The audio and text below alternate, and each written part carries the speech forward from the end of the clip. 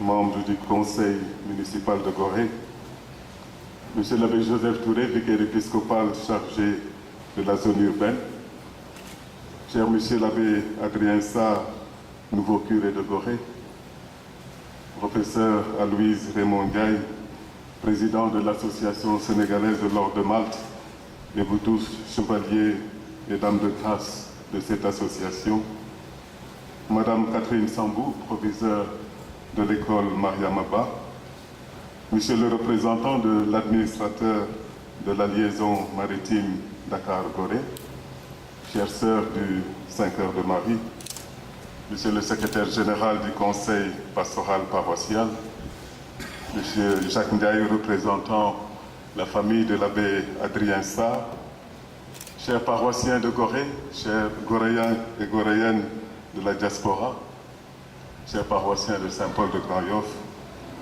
Monsieur le commissaire chef du poste de police de Gorée, Monsieur le commandant du groupement des sapeurs-pompiers de Gorée, Madame la directrice du cours Sainte-Marie de Anne, Madame Marie-Hélène Pénaud, chers frères et sœurs, dans la foi en Dieu, chers frères et sœurs dans le Christ. L'Église en Afrique a résolument choisi l'image de la famille pour exprimer sa vision de ce qu'elle est en Dieu et son identité. Elle a consacré pour cela l'expression « Église, famille de Dieu ». C'est en Dieu, en effet, en réponse à son appel, que nous sommes rassemblés pour marcher ensemble, pour le chercher ensemble, pour faire Église ensemble et réaliser ensemble la grandeur et la beauté d'une véritable Église, famille de Dieu. Parce que nous aurons été enracinés en Dieu et vivant de l'amour qui coule du cœur de Dieu par l'Esprit Saint qui nous est donné. C'est cette Église du Christ qui est ici à Gorée, famille de Dieu rassemblée dans cette île. C'est cette Église qui célèbre aujourd'hui la bonté de Dieu pour tous ses enfants, ceux qui vivent dans l'île, comme ceux dits de la diaspora, avec tous les amis nombreux qui ont voulu se joindre à notre prière de ce jour. Notre célébration revêt donc le caractère d'une fête de l'ensemble de la famille coréenne. Et c'est ce qu'indique le thème donné à la présente fête patronale. Église, famille paroissiale de Gorée. Avec nos frères et sœurs de la diaspora, vivons et annonçons l'Évangile avec joie. On le sait par expérience. Lorsque nous avons quitté la famille, pour certaines raisons tout à fait compréhensibles, nous n'en demeurons pas moins membres de la famille et pouvons participer à la vie de la famille. Les diasporas sont souvent dynamiques.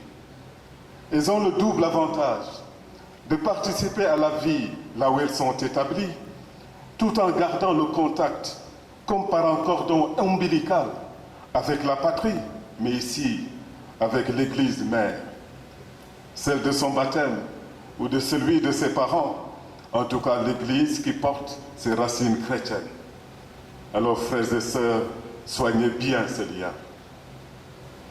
Ces retrouvailles familiales ont lieu sous le regard de Saint Charles Borromée, patron et protecteur de cette paroisse dont nous voulons honorer la mémoire.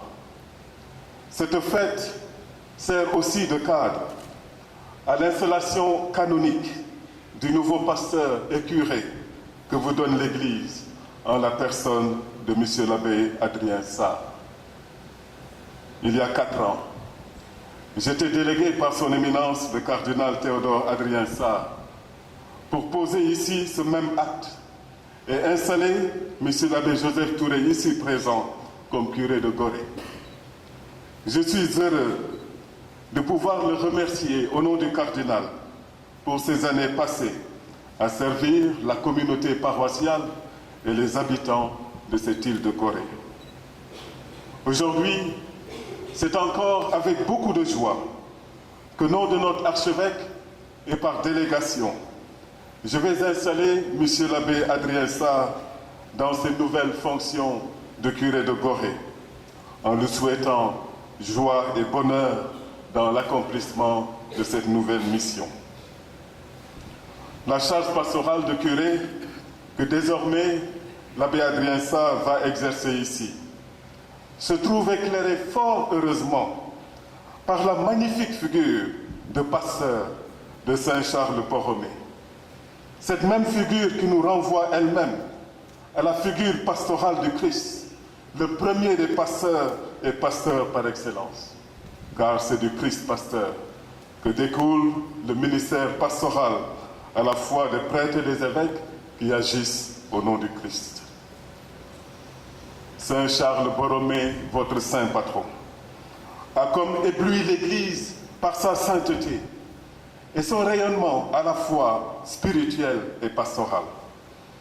Il a traversé son époque et l'Église, on peut le dire, à grande vitesse, tel un météore, comme un homme pressé, en raison de la brièveté de sa vie et la force de l'héritage qu'il a laissé.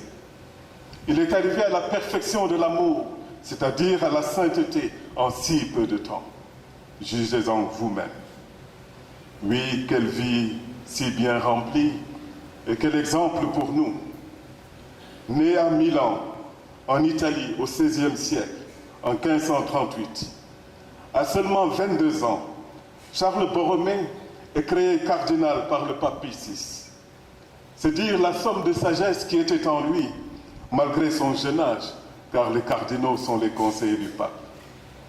Il devient à la suite archevêque de sa ville de Milan.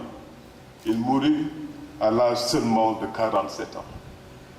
Et c'est dans ce temps de vie si court qu'il a marqué son époque par la lumière de son amour pour Dieu et la qualité de son service des hommes et de l'Église. De l'action pastorale de Saint Charles Borromée, il est relevé comment, à travers ses écrits, il instruisit évêques et curés de son temps, mais il prêcha surtout par l'exemple, en raison d'une grande attention aux pauvres et aux malades, les consolant admirablement. Et dans une épidémie de peste, il poussa l'héroïsme en administrant de ses propres mains le sacrement des malades aux personnes atteintes par cette maladie contagieuse. Saint Charles Borromée s'est donc révélé en pasteur zélé et plein de charité. Et où pouvait-il puiser une telle force d'amour, sinon que dans la conscience de l'amour de Dieu pour lui, auquel amour il répondait par un amour viscéral pour Dieu, pour le Christ et pour son prochain. La vie de Saint Charles Borromée peut donc être perçue comme un résumé de l'Évangile. Amour de Dieu, amour des hommes. Et pour l'évêque qu'il fut, amour du troupeau qui lui est confié, amour des brebis du Seigneur confié à ses soins. Mais celui qui inspire tout pasteur est le Christ lui-même. C'est ce que nous enseigne l'Évangile que nous venons d'entendre. Ce passage de l'Évangile et le discours de l'apôtre Paul aux anciens d'Éphèse constituent un véritable programme pastoral, un programme de vie chrétienne, une véritable feuille de route à la fois pour les pasteurs et pour les fidèles. Deux traits font le caractère essentiel de l'unique berger qu'est le Christ. Le premier trait, c'est qu'il donne sa vie pour ses brebis. Et le deuxième, il connaît chacune de ses brebis et il les connaît parfaitement. S'il y a une constante dans la vie de Jésus, c'est sa vie toujours donnée, à travers des attentions multiples aux personnes, aux pauvres et aux petits qui croisent son chemin. Le Christ a été pro-existant, c'est-à-dire qu'il a vraiment existé pour les autres, portant le souci de leurs besoins matériels comme de leurs besoins spirituels. Cette vie livrée culmine naturellement dans le don ultime de sa vie sur la croix, comme il en donne lui-même toute la portée et la signification. Il n'y a pas de plus grand amour que de donner sa vie pour ceux qu'on aime. Je suis venu pour qu'ils aient la vie et qu'il ait en abondance. Ce berger, ce bon berger que Jésus connaît chacune de ses brebis. Avec chacune d'elles, il veut entretenir une relation particulière, la connaître pour elle-même et l'aimer de manière unique. Oui, frères et sœurs, c'est ainsi que Dieu nous aime tous, qu'il veut nous aimer, qu'il aime chacun de manière tout à fait particulière, de manière personnelle. Il n'a de cesse de rassembler le troupeau et tout le troupeau, afin que chacune des brebis trouve sa part de bonheur et obtienne la vie en plénitude pour laquelle il est venu.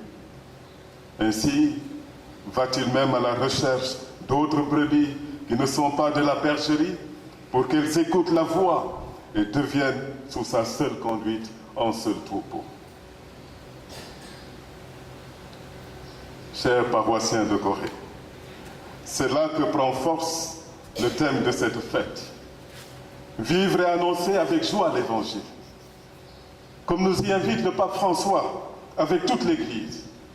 L'Évangile qui est et sera toujours la bonne nouvelle de l'amour de Dieu pour tout homme, pour celui qui le connaît comme pour celui qui ne le connaît pas. Mais la vraie joie ne peut pas être artificielle. La vraie joie doit toujours venir du plus profond de nous. La vraie joie doit être provoquée par un événement. Or, l'événement qui peut nous donner à nous, chrétiens, cette joie profonde qui a vocation à devenir contagieuse autour de nous. Cet événement, c'est Jésus-Christ. C'est sa rencontre. Jésus-Christ, le Fils de Dieu fait homme, qui a donné sa vie sur la croix et qui nous a obtenu le salut. Oui, c'est une bonne nouvelle. Et par lui, Dieu veut rencontrer tout homme dans son histoire.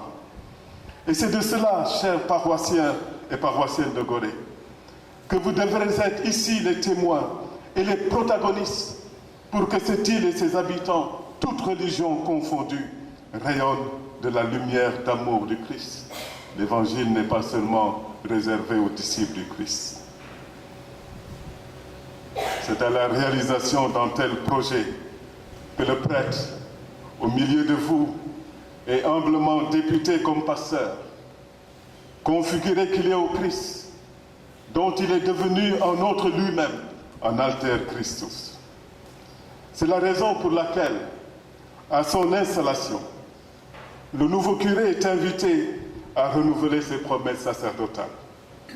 Il se sent ainsi appelé à renouveler le consentement donné à Dieu au jour de son ordination.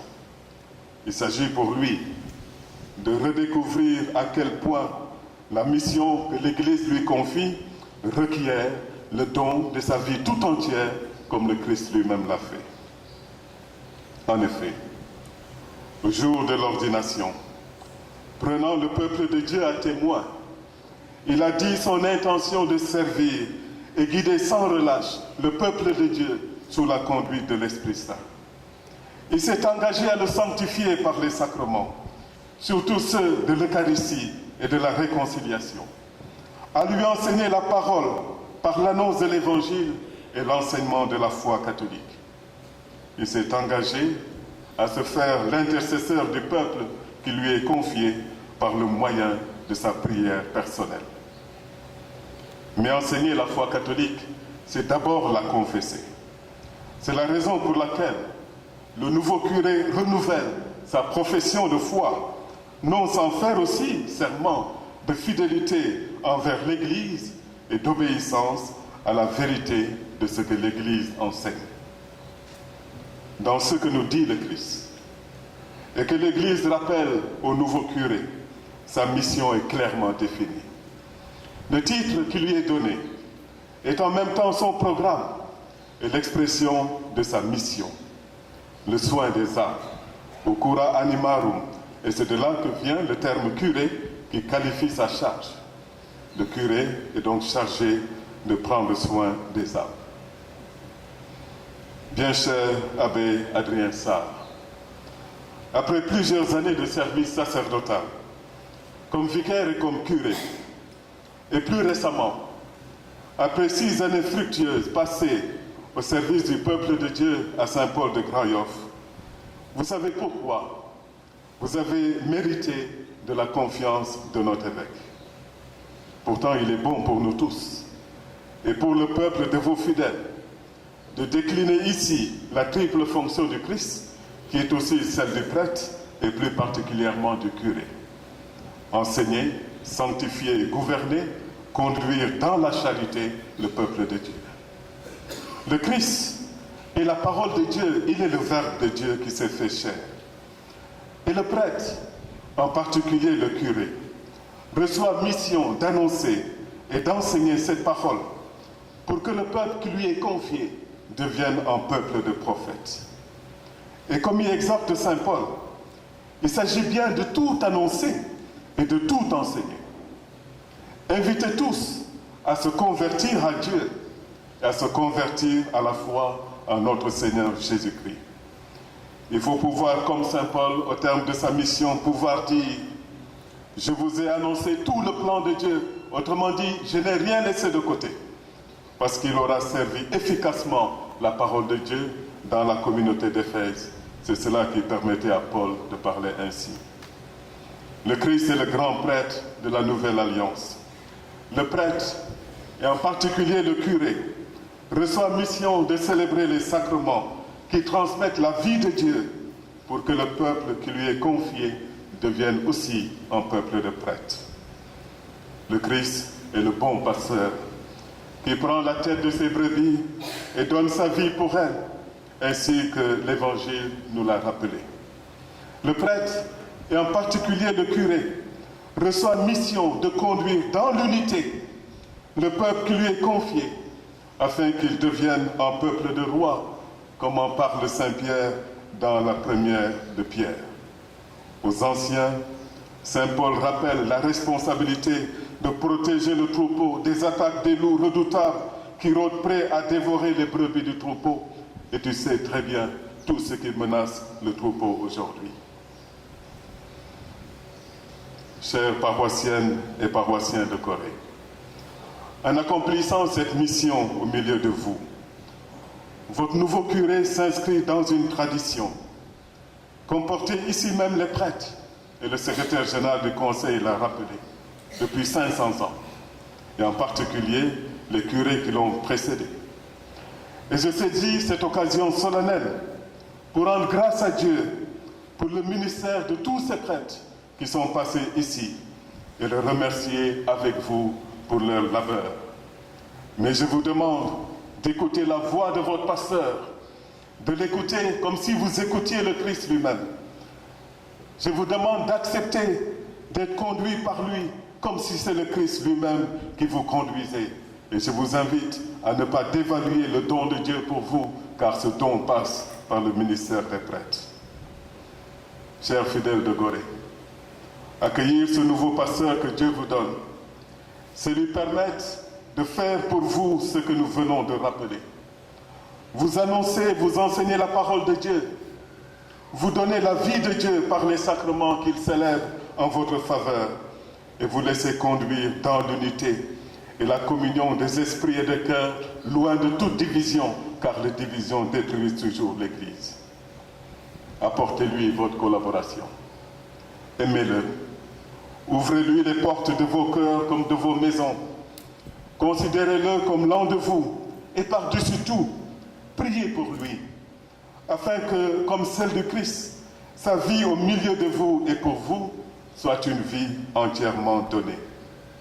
Que malgré les chagrins et les peines qui ne manquent pas dans le ministère du prêtre, il reste fidèle veilleur du troupeau de Dieu que vous êtes, parce que, entre sa propre vie et la mission confiée par le Christ, il aura fait le choix, celui de la mission.